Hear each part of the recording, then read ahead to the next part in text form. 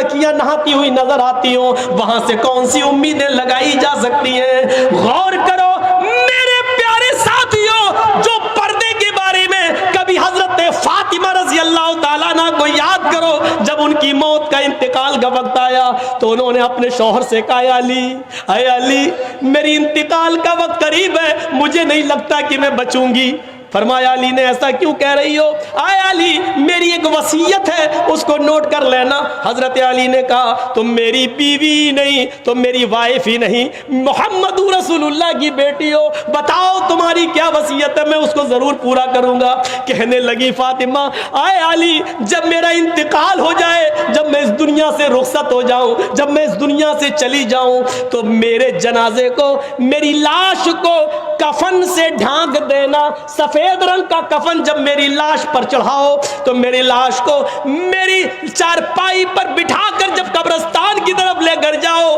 تو اے علی رات کے اندھیرے میں لے جانا، عشاء کی نماز کے بعد مجھے قبر میں دفنانا، دن کے اجالے میں دفن نہ کرنا، میری قبر کو دن میں، میری لاش کو دن میں نہ اتارنا قبر میں۔ حضرت علی نے کہا اے فاطمہ ٹھیک ہے میں ایسا ہی کروں گا، لیکن رات میں ہی کیوں؟ دن میں اگر تمہارا انتقال جلدی ہو گیا اور جلدی دفن ہونے کی نوبت آ گئی تو تم رات کی وصیت کیوں کر رہی ہو؟ دن میں کیوں نہ دفن کروں، رات میں کیوں دفن کروں؟ تو حضرت فاطمہ کا جواب یہ تھا، میری ماں اس جواب کو سنو، میری بہنوں اس جواب کو سنو، اور میری قوم کی بیٹیوں اس جواب کو سنو، اور اپنے آپ پر ماتم کرو آج جو تم ننگا ناچ ناچ رہی ہو۔ حضرت فاطمہ نے کہا اے علی میں نہیں چاہتی ہوں کہ میرے مرنے کے بعد مجھے جو کفن پہنایا جائے، میں نہیں چاہتی ہوں کہ میری لاش کو جب چارپائی پہ اٹھا کے جنازہ آگے بڑھایا جائے تو میں نہیں چاہتی ہوں کہ غیر مردوں کی نظر میرے مردہ جسم پر پڑے ہوئے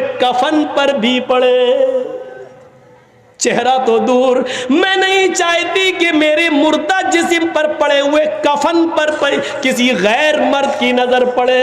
میں نہیں چاہتی۔ یہ تھا محمد رسول اللہ کی بیٹی کا پردہ، یہ تھا محمد رسول اللہ کی بیٹی کا حال جو انتقال سے پہلے یہ وصیت کر رہی ہیں۔ وہ موبائل چلانے والیوں سوچو، وہ فیس بک چلانے والیوں سوچو، وہ واٹس ایپ پر الٹی سیدھی اور خوبصورت لڑکیوں کی فوٹو لگا کر نوجوانوں کو اپنے شکل و صورت سے بھڑکانے والیوں سوچو، شاید تمہارے بارے میں اللہ کے نبی نے فرمایا ایسی عورتیں کبھی بھی جنت کے اندر داخل نہ ہوں گی، لا يدخلن الجنہ ولا یجدن ریحہا، جنت میں جانا تو دور، جنت کی خوشبو بھی نہیں پائیں گی۔